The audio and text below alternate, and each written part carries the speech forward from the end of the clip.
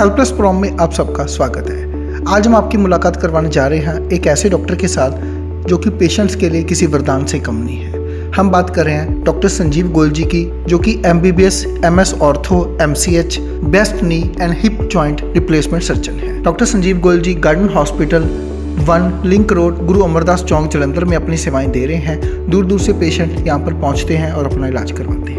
Hospital में आज के टाइम की हर मॉडर्न सुविधा मौजूद है। हमारी टीम के साथ बातचीत के दौरान डॉक्टर संजीव गोयल जी ने अपनी लाइफ का एक्सपीरियंस हमारी टीम के साथ शेयर किया। आइए करते हैं बातचीत डॉक्टर संजीव गोयल जी के साथ। दर्शकों, पंजाब प्लस चैनल पे आपका स्वागत है। आज हम आए हैं डॉक्टर संजीव गोयल, एक ऐसा नाम जिन्होंने क्रिएशंस की हैं और आज तक हज़ारों की गिनती में पेशेंट्स को दर्द से निजात दिलाया है, और उन लोगों को जो चूल्हे घुटने जिनके बदलने हैं उनको एक नई ज़िंदगी दी है। डॉक्टर साहब, स्वागत है आपका हमारी स्पेशल शो में। धन्यवाद। कहना चाहेंगे कि जब आपने अपनी ये प्रैक्टिस शुरू की, जब ऑप्शंस बहुत कम थे, और आज कितना फ़र्क लग रहा है आपको?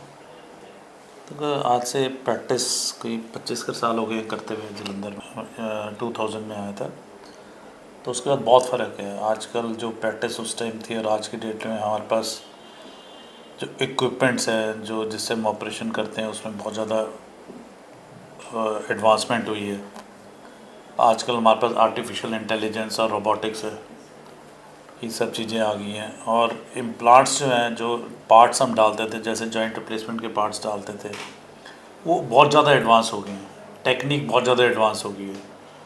जो जैसे कि मैं बात करूँ, जो पार्ट्स हैं आजकल, जो पार्ट्स हैं उनसे जो हम डालते हैं उनसे एक जॉइंट नॉर्मल जॉइंट की तरह चलते हैं वो। जैसे एक पहले जो पार्ट्स होते थे वो लगता था कि यहाँ आर्टिफिशियल पार्ट डाल रहे हैं हमने, पर आजकल जो जॉइंट्स हैं और अच्छी कंपनी के जो जॉइंट्स हैं वो एक बिल्कुल नेचुरल फील देते हैं पेशेंट्स को। इसी तरह हम इम्प्लांट्स की बात करें जो हम फ्रैक्चर में यूज़ करते हैं, तो वो भी आजकल बहुत ही एडवांस्ड हो गए हैं, बहुत लाइट वेट हो गए हैं। पता ही नहीं लगता कि बॉडी में कोई एक्स्ट्रा पार्ट डाला है कि नहीं डाला है। इन्फेक्शन के रेट कम हो गए हैं उसकी वजह से। और जो सर्जरीज हैं बिल्कुल मिनिमल इन्वेजिव हो गई हैं आजकल। पेशेंट आज एडमिट होता है, ऑपरेट करते हैं, कल पेशेंट अपने आप कहता है कि हमारे को छुट्टी दे दो। पहले पेशेंट जो फ्रैक्चर के पेशेंट या जॉइंट रिप्लेसमेंट के पेशेंट थे वो 10-10, 15-15 दिन हॉस्पिटल में रहते थे। तो आजकल एडवांसमेंट, बहुत ज़्यादा एडवांसमेंट हो गई है। ब्लड की ज़रूरत नहीं पड़ती ज़्यादा कर, चीरफाड़ बहुत कम होती है, दूरबीन से सर्जरीज होती हैं। पहले हम लिगामेंट रिपेयर करते थे, ओपन करके करते थे, अब वो दूरबीन वाली सर्जरीज आ गई हैं। तो इससे रिहेबिलिटेशन अच्छी हो गई है, पेशेंट की लाइफ अच्छी हो गई है। किसी को चोट लगती है, किसी के जोड़ बदले जाते हैं, स्पाइन की सर्जरी होती है, ये सारी मिनिमली इन्वेजिव तरीके से आजकल पॉसिबल है। सब चीज़ों की वजह से टेक्नोलॉजी और ट्रेनिंग, और दूसरा ये भी है कि हमारे को इतना टाइम हो गया काम करते हुए, तो जैसे जैसे टाइम निकलता है एक्सपीरियंस बढ़ता रहता है। जैसा क्या कहना चाहेंगे कि आपने ओपन में भी बहुत ज़्यादा सर्जरीज की हैं, आपने वो जटिल से जटिल जो है वो भी प्रयास किए हुए हैं, और अब आपके पास लेटेस्ट, क्योंकि गार्डियन हॉस्पिटल एक ऐसा हॉस्पिटल है जिसमें जो भी नई टेक्नोलॉजी आती है आपने उसको अपनाया है, और हमेशा अपडेशन जो है रखी हुई है। आप भी खड़े पानी की तरह नहीं है, आप हमेशा कोई ना कोई चीज़ नहीं, हम आपको कॉन्फ्रेंस में देखते हैं, जो भी कॉन्फ्रेंस होती है आप हमेशा ज्वाइन करते हो, आपके मन में रहता है कि कोई ना कोई चीज़ नहीं और कोई ना कोई चीज़ नहीं। देखो, मेडिकल फील्ड जो है कि इवॉल्विंग फील्ड है। इसमें ये नहीं होता कि आज हमने जो कर लिया वो कल को वही चलता रहेगा। तो नई टेक्निक्स आती हैं, नई इंटरेक्शंस होती हैं। आप जब कॉन्फ्रेंस पे जाते हो तो आप डिफरेंट सर्जन से मिलते हो, कुछ वो कर रहे होते हैं, कुछ हम कर रहे होते हैं। नई टेक्नोलॉजीज़ आती हैं, जो कंपनी वाले होते हैं अपने प्रोडक्ट्स नए जो आए हैं वो वहाँ डिस्प्ले करते हैं, तो इससे बहुत कुछ सीखने को मिलता है। बाकी आजकल वैसे भी सोशल मीडिया है, इंटरेक्शन बहुत है, इंटरनेट है, तो कोई कॉन्फ्रेंसेस या कोई मीटिंग्स होती हैं वो सारी नेट पे आती हैं, तो इंटरेक्शन बहुत ज़्यादा बढ़ गया। और जो लेटेस्ट चीज़ है आज, चाहे अमेरिका में हो रही है, ऑस्ट्रेलिया में हो रही है, कनाडा में हो रही है, वो हमारे को उसी टाइम पता लग जाता है कि ये लेटेस्ट चीज़ है और हमने इसको अपनाना है। और वो सारी चीज़ें आजकल इंडिया में अवेलेबल हैं जो किसी भी डेवलप्ड कंट्री में अवेलेबल है। तो इस वजह से जो है ये सारा कॉन्फ्रेंस में जाके जाना भी ज़रूरी होता है, सीखने को बहुत कुछ मिलता है। तो ये ज़रूरी है कि आप अपने आप को अपडेट करें, रेगुलर अपडेट करें, इससे पेशेंट्स को फ़ायदा होता है अल्टीमेटली। जैसा क्या कहना चाहेंगे कि अगर हम गोड्डे चूल्हे बदलने की, चूल्हे की बात कर लें खासकर, तो आपने तो 90-90 साल, 95-95 साल के लोगों के भी चूल्हे बदले हैं, उनको नई ज़िंदगी दी है। क्या कहना चाहेंगे कि इंस्टेड की वो घसर घसर कर जिए, देखिए ज़िंदगी मौत तो भगवान के हाथ में है, लेकिन जब आपसे वो सर्जरी करा लेता है तो वो जो एक लाइफ है, ईज लाइफ जो उसकी बाद में गुजरने लग जाती है।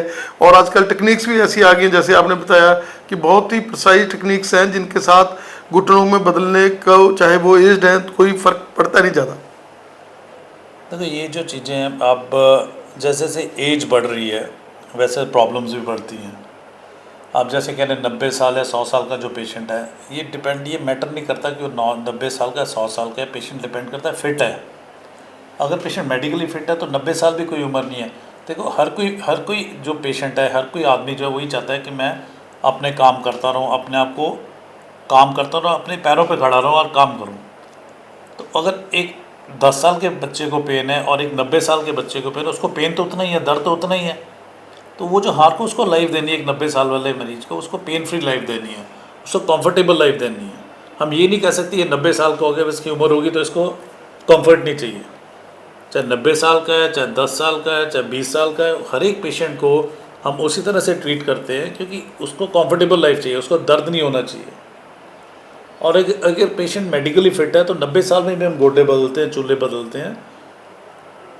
एनेस्थीसिया की टेक्नोलॉजी बहुत इंप्रूव हो गई है, एनेस्थीसिया की मेडिसिन बहुत इंप्रूव हो गई हैं, रिस्क बहुत कम हो गया हुआ।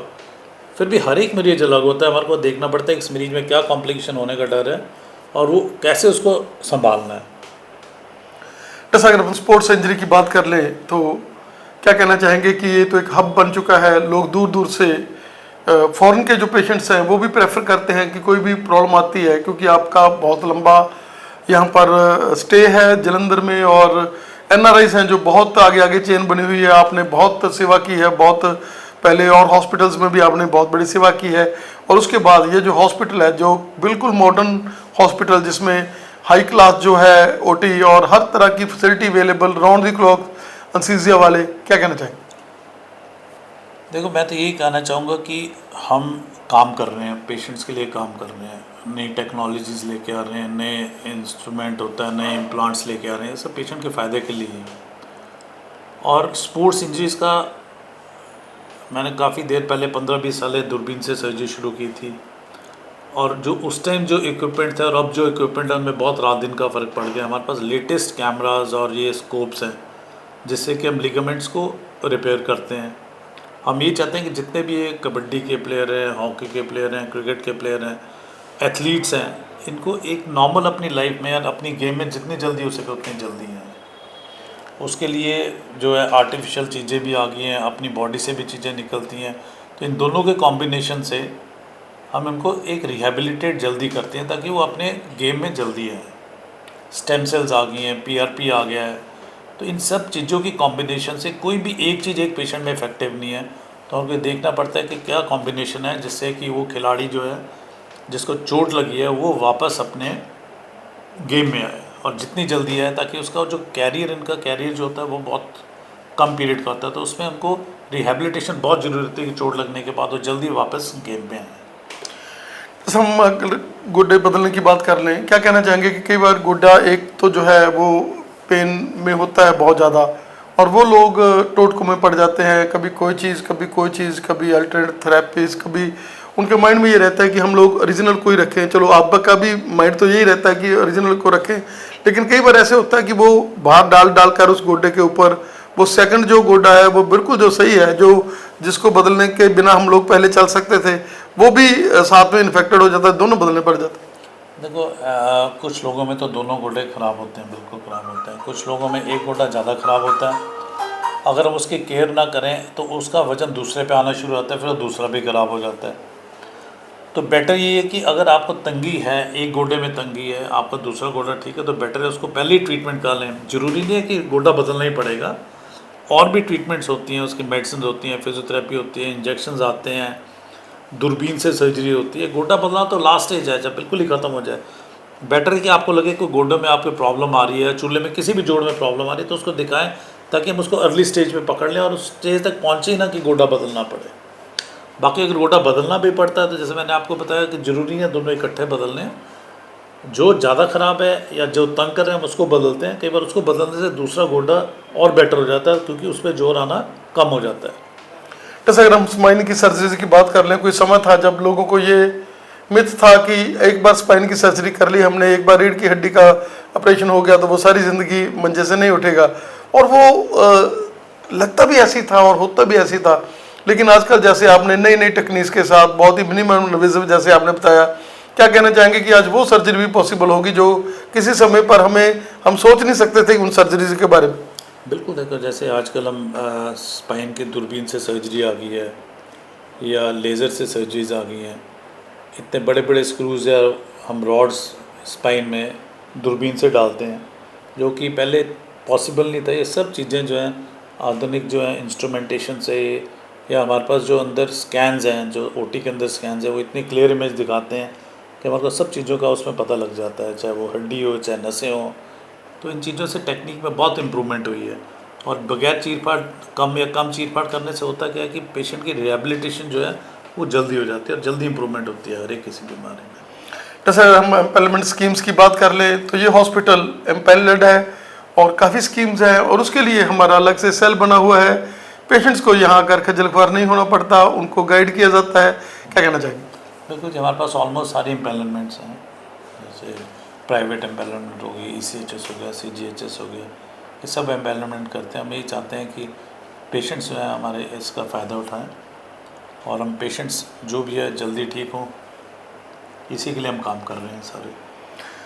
ऐसा क्या कहना चाहेंगे कि जैसे आज का रुझान जंक फूड का है और अभाव है, थोड़ा सा लोग बाहर के खेलों से दूर हो चुके हैं और ज़्यादा वो मोबाइल्स के ऊपर, या सुबह चलो जिम जाए, आधा घंटा जिम पे लगा लिया। क्या कहना चाहेंगे कि वो समय जब हम लोग एक्सरसाइज करते थे, बाहर की एक्सरसाइज करते थे, जिम और बाहर की एक्सरसाइज में काफ़ी फ़र्क रहता है। क्या कहना चाहेंगे उस समय हमारा जंक फूड भी कम था, हम लोग दूध प्योर पीते थे। क्या कहना चाहेंगे कि ये चीज़ें भी आ गई और उनको भी हमें ध्यान में रखना पड़ेगा, जो हमारी नेक्स्ट जनरेशन आ रही है, कि उनको हम लोग कैसे उनको साथ हमारी पेश रखें? देखो कोई भी चीज़ जो है, जैसे हमेशा जो आपका बेसमेंट स्ट्रांग होनी चाहिए बिल्डिंग की, कहते हैं ना बेसमेंट स्ट्रांग, ऐसे ही बच्चों को अगर हम स्ट्रांग रखेंगे तो वो बाद में जाके, अगर बचपन से हम केयर करेंगे अपनी बॉडी का, अपनी हड्डियाँ और मसल स्ट्रांग रखेंगे, तो ये आपको बाद में जाके हेल्प करेंगे। हम जंक फूड लेते हैं, कोई हमारी एक्टिविटीज़ नहीं होती है, कंप्यूटर के आगे मोबाइल के आगे बैठे रहते हैं, तो इससे सारी बॉडी पे साइड इफ़ेक्ट्स होते हैं, आपकी बोन्स पे, आपकी मसल पे, आपकी आई साइड पे, आपके मेंटल लेवल पे। तो ज़रूरी है कि कोई ना कोई एक्टिविटी करें, बच्चों को गेम्स में डालें, कोई ना कोई आउटडोर एक्टिविटी होनी चाहिए। खाना जो है वो जंक फूड आप एक टाइम फिक्स कर दो कि आपको 10 दिन, 15 दिन, 20 दिन में एक बार मिलना है खाना। बच्चे खाएंगे बाहर का खाना, उनको बहुत लिमिट करना चाहिए, उनको हेल्दी फूड देना चाहिए। जितने कोल्ड ड्रिंक्स हैं इनमें बहुत साइड इफ़ेक्ट हैं।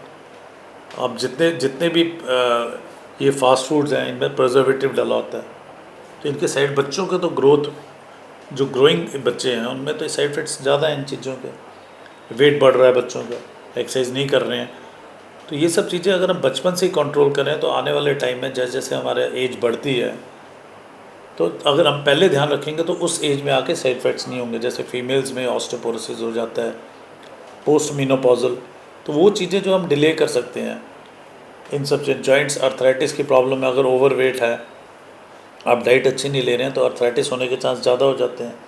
तो अगर यही हम अपनी डाइट अच्छी रखें और एक्सरसाइज रेगुलर करें तो ये सब चीज़ें जो है बहुत डिले हो जाती हैं। तो सर अर्थराइटिस की आपने बात करी है, क्या कहना चाहेंगे कि आपने बहुत सारे पेशेंट्स जो बिल्कुल उनको लगता था कि हम लोग बिल्कुल ही इस बीमारी से ग्रस्त हो गए हैं, गठिए से, उन लोगों को भी आपने एक नई ज़िंदगी दी है। क्या कहना चाहेंगे कि यह गठिए वाला पेशेंट भी अगर आपके पास आ जाता है, टाइम रहते आ जाता है, आपको वो फॉलो करता है, तो वो भी अपनी ज़िंदगी जो एक नॉर्मल इंसान की तरह जी सकता है? बिल्कुल। गठिया, देखो गठिया कई तरह के होते हैं। आजकल गठिया का ट्रीटमेंट बहुत बढ़िया हो गया हुआ है, पर हमारे को ये होता है कि पेशेंट जो हमारे पास अर्ली स्टेज में आए, जब शुरुआत हो रही है उसको उसी टाइम इलाज शुरू कराएं। अगर उसी टाइम इलाज शुरू करा दे तो एक आम जीवन जी सकता है जैसे कि सब जी रहे हैं। हाँ, नो डाउट, जैसे ब्लड प्रेशर, थायराइड, शुगर की मेडिसिन हमारे को लाइफ लॉन्ग खानी पड़ती है। इसमें भी कुछ मेडिसिन हैं जो लाइफ लॉन्ग खानी पड़ती है अंडर सुपरविजन। ऊपर नीचे गठिया हो सकता है, पर आजकल ट्रीटमेंट इतनी अच्छी आ गई है, अगर हम उसको कंट्रोल कर लें तो जैसे आप पहले देखते थे कि जॉइंट्स बिल्कुल हिल गए हैं, टेढ़े हो गए हैं, जोड़ बिल्कुल अपनी जगह से खिसक गए हैं, वो सब चीज़ों को हम रोक सकते हैं। डॉक्टर साहब, you are an institution, you have long data, आपने हमें समय दिया, बहुत बहुत धन्यवाद सर। Thank you.